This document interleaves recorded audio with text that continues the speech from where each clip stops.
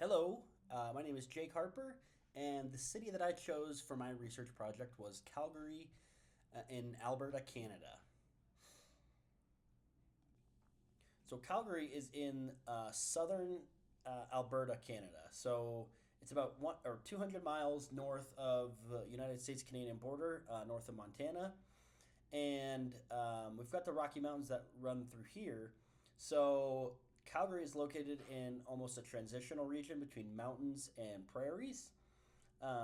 So it's kind of similar to Denver. So it's you got the mountains, and then the prairies move east to the Saskatchewan, province of Canada.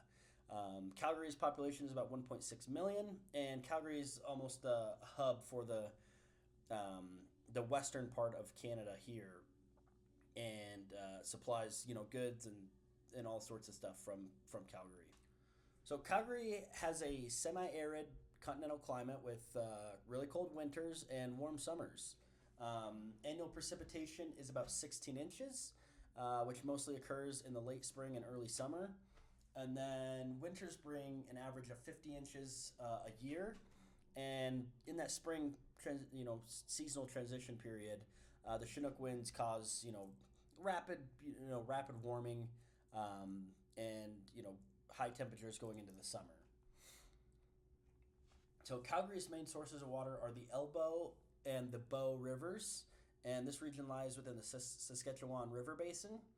And the majority of Calgary's water is going to be surface water. There's minor groundwater reserves, but you can see here the Bow River watershed and the Elbow River watershed are this is the majority of Calgary's water supply here.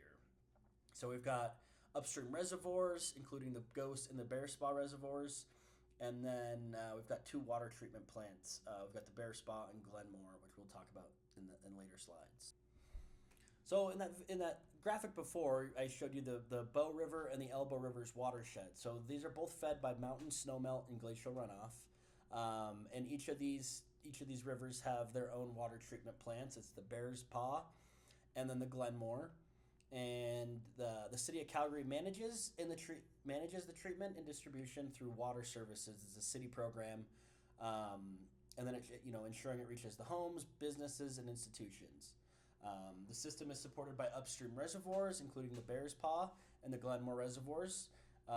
So they're man-made. They have dams, and they control the flow based on the city's needs and the water availability. So Calgary's drinking water is consistently higher than the Health Canada's guidelines for Canadian drinking water quality.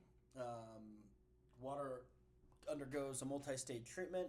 You have coagulation, fluctuation, filtration, and disinfection. So, and over 150,000 tests are conducted annually to ensure safety for the residents and the consumers of this water. So, occasional natural contaminants like sediment and algae during the spring runoff, and in the I don't have it on here, but in the late fall when the water temperatures are higher, algae is more likely to bloom.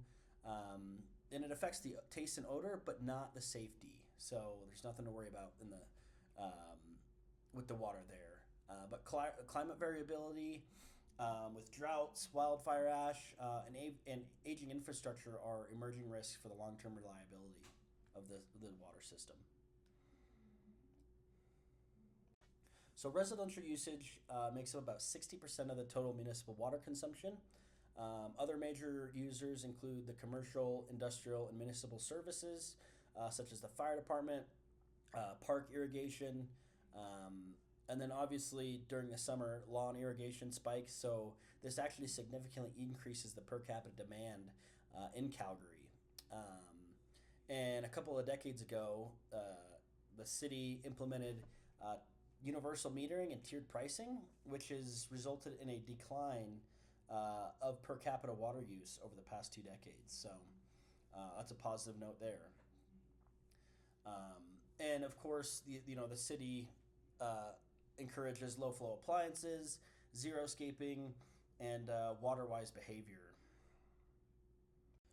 So what are some of the impacts of climate change on Calgary's water future? Well, since Calgary's rivers depend heavily on glacial melt and snowpack from the Rocky Mountains, This can become an issue because uh, the annual snowpack and the glacial ice available is declining due to these rising temperatures. So earlier snowmelt means river flows peak in the spring and decline in earlier summer, just as the demand is increasing. So, and more frequent droughts and heat waves are expected. Um, so this may reduce water availability during critical times. And more frequent wildfires in upstream watersheds may also degrade the water quality through ash, debris, and just simply runoff with the amount of sediment that is released during heavy rains after wildfires. So the Bow River Basin is already considered fully allocated in dry years. So it increases the vulnerability of dry climate extremes. So Calgary's population is expected to reach 2 million people by 2046. So this would put huge strain on the existing water system. More people equals more businesses, more homes, more infrastructure, and this creates a much greater need for water. Um, and rapid urban expansion can increase stormwater runoff, but it can reduce natural recharge areas and strain wastewater systems. New developments often push into more water sensitive zones, which increases the management complexity. So, without upgrades or drastic conservation measures, population growth may outpace the system capacity, especially in years of drought and low water runoff. Well, what is a potential strategy for Calgary's water future? Well, there we through the research, I found this multi-tiered strategy, which is which relies on conservation, reusage, and major infrastructure upgrades. This approach addresses both climate variability and population-driven demand. So, but it does emphasize resilience, efficiency, and sustainability, not just increasing the supply, but using it smarter. Um, Goals would be reduce per capita demand, improve long-term storage, so maybe building extra, clean storage tanks, or building vast infrastructure that can support additional water storage, and then maybe look at diversifying the water sources. So what could we do? We could expand the water reuse systems, introduce gray water recycling for toilets, landscaping, and industrial uses. So if it's not sewage water, you can reuse it and recycle it a little bit better than they currently do. Upgrade old aging infrastructure. You can enhance public conservation programs, strengthen water storage capacity, and integrate water smart urban design. So encourage compact development and permeable surfaces to reduce water runoff. So these sound like great ideas, right? But there's some extremely high upfront costs. So infrastructure upgrades and new reuse systems require major investment and long-term funding. It's not just a 1 or 2 year project. These kind of projects would take decades to plan, implement, and build essentially. So public resistance. Some residents may resist lifestyle changes.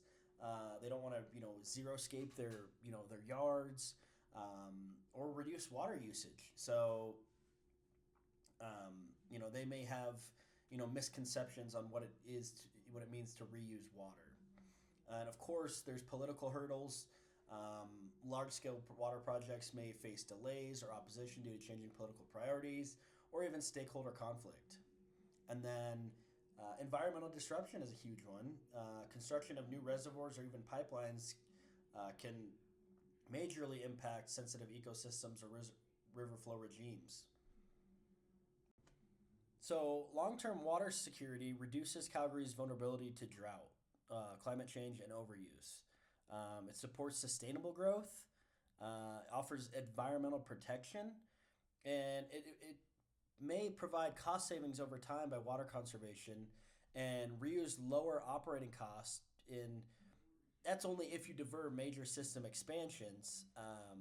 But if you increase public awareness with education programs, this kind of helps build a culture of sustainability and stewardship.